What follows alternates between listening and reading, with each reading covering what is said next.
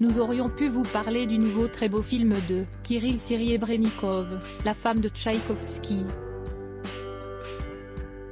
Il nous plonge, à l'aide de multiples plans séquences, dans la vie de l'épouse du compositeur, folle amoureuse de ce mari qui la repoussait.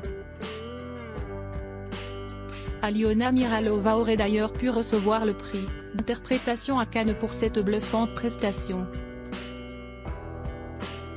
Mais nous avons choisi cette semaine la fantaisie du film de Nicolas Giraud, l'astronaute avec un Mathieu Kassovitz au sommet.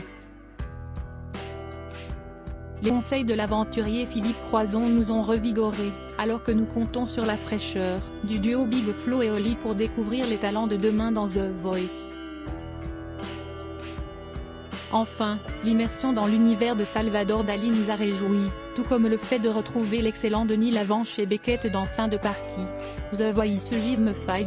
Pour cette 12e saison riche en nouvelles règles du jeu, Mika jouera même les arbitres dans la dernière ligne droite. Les coachs Amel Bent et Vianney accueilleront Zazie, de retour après 5 ans d'absence.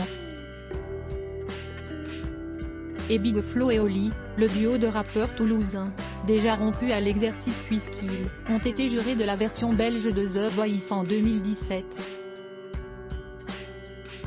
Mais, ils préviennent, en Belgique, on était vraiment jeunes, là on n'a plus d'expérience, ont confié les deux frères qui n'auront qu'un buzzer pour deux. Message reçu 5 sur 5. GP. The Voice sur TF1 à partir du 25 février. L'astronaute la tête dans les étoiles, un ingénieur en aéronautique, Nicolas Giraud, construit en secret une fusée pour effectuer le premier vol spatial habité amateur. Il est rejoint dans cette aventure par une petite troupe de convaincus. Un ex-astronaute devenu ermite, campé par un Mathieu Kassovitz, excellent, tout comme Hélène Vincent, qui interprète une grand-mère, au soutien sans faille. Un film plein de surprises et jubilatoires. C.N. L'astronaute de Nicolas Giraud. Dali, l'énigme sans fin, immersion immédiate. Le bassin des Lumières à Bordeaux célèbre les œuvres incomparables de Salvador Dali, une exposition immersive retraçant 60 années de création inspirée par le cubisme, le surréalisme et le futurisme, sur fond de musique des Pink Floyd, un parcours thématique animé sur les murs et miroitant dans les eaux des bassins. Inspirant et réjouissant.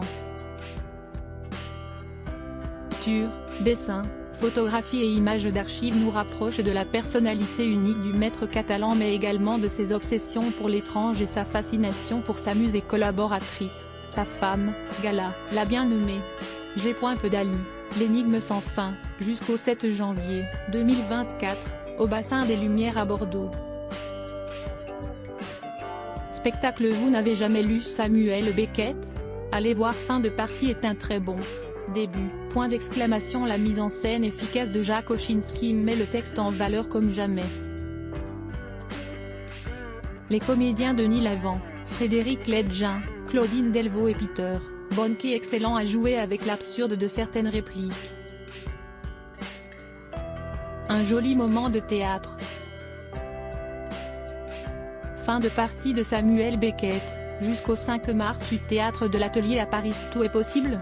À la recherche de nos ressources insoupçonnées. On connaît la résilience de Philippe Croizon. Il a multiplié les exploits, comme la traversée de la Manche à la nage, après avoir été amputé des 4 membres après une électrocution.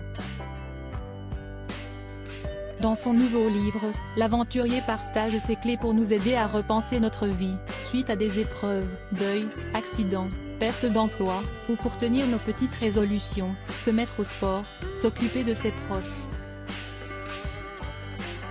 Il évoque aussi ses futurs défis, comme le Paris-Dakar 2024 à bord d'un véhicule écologique et son projet de partir dans l'espace. Un concentré d'optimisme. C.N. Tout est possible? Artaud, de Philippe Croizon. Crédit photo, Coadic Bestima.